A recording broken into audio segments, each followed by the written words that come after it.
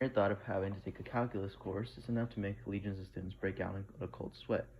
Others who have no intention of ever studying the subject have this notion that calculus is impossibly difficult unless you happen to be a direct descendant from Einstein. I'm here to tell you that you can master calculus. It's not nearly as tough as its mystique would lead you on to think, but with just advanced algebra, geometry, and trig. It builds upon and is a logical extension of those subjects. If you do algebra, geometry, and trig, you could do calculus. Read this jargon-free book and get a handle on calculus and join the happy few who proudly say, calculus? Oh, sure. I know calculus. It's no big deal. Calculus Essential for Dummies is intended for three groups of readers. Students who have taken their first calculus course, students who need to brush up on their calculus, prepare for other studies, and all adults of all ages who would like a good introduction to the subject. For those who would like a fuller treatment of the subject, check out Calculus for Dummies. If you are enrolled in a calculus course and you find textbooks less than crystal clear, Calculus Essentials for Dummies is the book for you. It covers the two most important topics in the first year of calculus: differentiation and integration. If you have the elementary calculus, but it's been a couple of years and you want to review the concepts to prepare for, say, some graduate program, Calculus Essentials for Dummies will give you a quick, no-nonsense refresher course. Non-student readers will find this book's exposition clear and accessible. Calculus Essential for Dummies takes calculus out of the ivory tower and brings it down to earth. It's a very user-friendly math book. Whenever possible, I explain the calculus concepts by showing you connections between the calculus ideas and easier ideas from algebra and geometry. Then I show you how the calculus concepts work in concrete examples. Only later do I give you the fancy calculus formulas. All explanations are plain English, not math speak. The following conventions keep the text consistent and oh so easy to follow. Variables are in italics, size and define when they first appear in the text. Step-by-step problem-solving methods, the general actions you need to take is in bold, followed by the specifics of the particular problem. Call me crazy, but I assume you know at least the basics of algebra, geometry, and trigonometry. If you're rusty, you might want to brush up on these a little bit before and on these pre-calculus topics. If you're not currently taking a calculus course and you're reading this book just to satisfy your general curiosity about calculus, you get a good conceptual picture of this subject without the nitty-gritty details of algebra, geometry, and trig. But you won't, in that case, be able to follow all the problem solutions and without the pre-calculus stuff. You need to see a pre-calc. You can see a calculus forest, but not the trees. If you're enrolled in a calculus course, you've got no choice. You have to know the trees.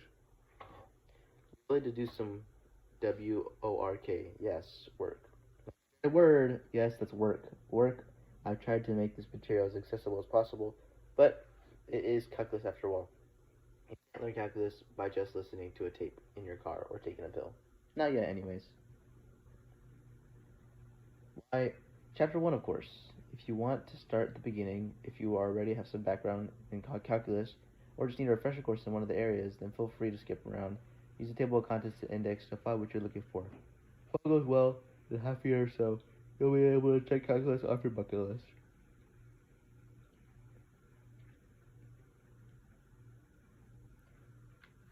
After I answer the question, what is calculus? Little examples of how it is used, and I will introduce you to two big ideas in calculus: differentiation and integration.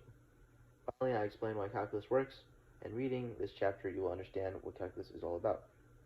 So what is calculus already? Calculus is basically very advanced algebra and geometry. In one sense, it's not even a new subject. It just takes the ordinary rules of algebra and geometry and tweaks them so that they can be used on a more complicated problems. The rub of the course is that darn other sense in which it is new and more difficult subject. 101. Left is a man pushing a crate up the straight incline. On the right, the man is pushing the same crate above a curving incline. The problem in both cases is to determine the amount of energy required to push the crate to the top. You could do the problem in your life with regular math. Well, what other way? You need calculus. If you don't know the physics shortcuts. For a straight incline, the man pushes with an unchanging force. He goes up the incline at an unchanging speed. With physics formulas and regular math, including algebra and trig, you can compute how many calories of energy are required to push the crate up the incline. The amount of energy expended each second remains the same. Curving incline, on the other hand, things are constantly changing. The steepness of the incline is changing. It's not like it's one of the steepnesses for the first 3 feet and then a different steepness for the next three.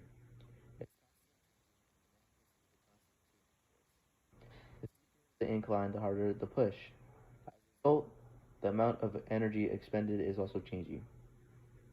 Not every second or thousandth of a second, but constantly from one moment to the next. That's what makes it a calculus problem. It should come to no surprise to you that calculus is called the mathematics of change. The rules of math and applies it to fluid evolving problems.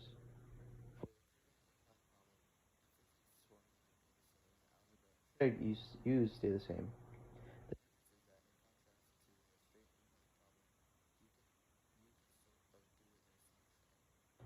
Got to break up the curving incline into small chunks and do each chunk.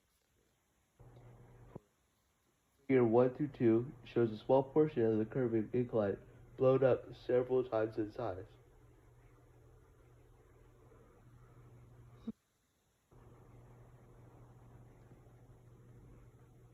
Even far enough, the length of the curve incline becomes practically straight. Then you can solve that small chunk just like the straight incline problem, the same way. And then you just add up all the chunks. That's calculus in a nutshell. It takes a problem that can be done with regular math because things are constantly changing. It's on the curve until it becomes straight. Then it finishes off the problem with regular math. What makes calculus such a fantastic achievement is that it does what seems impossible. As a matter of fact, everything in calculus involves infinity in one way or another. Because it's something is constantly changing. So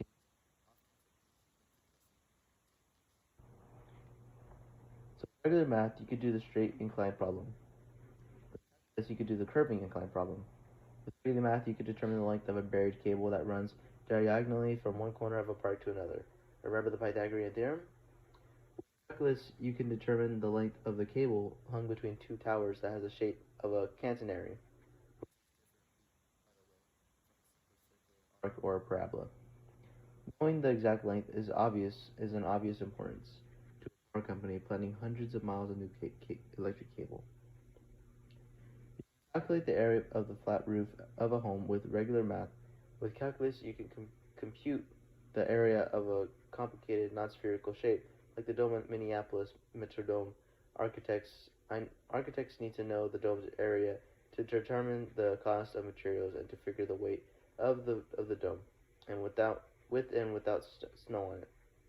The weight, of course, is needed for planning the strength of the supporting structure. With math and simple physics, you can calculate how much a quarterback must lead a pass. The receiver is running a straight line at constant speed.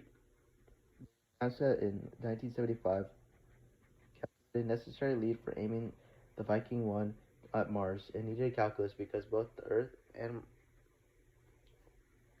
and Mars travel on an elliptical orbit.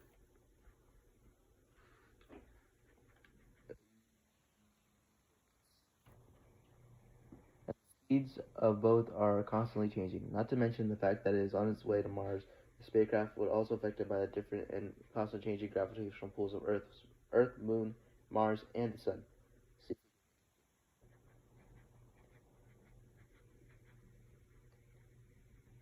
regular math problems, what's the proper lead for hitting the receiver? Failure to complete this pass is no big deal. Calculus problem, what's the proper lead for hitting Mars? Failure to complete this pass is a big deal. Millions of dollars it will cost.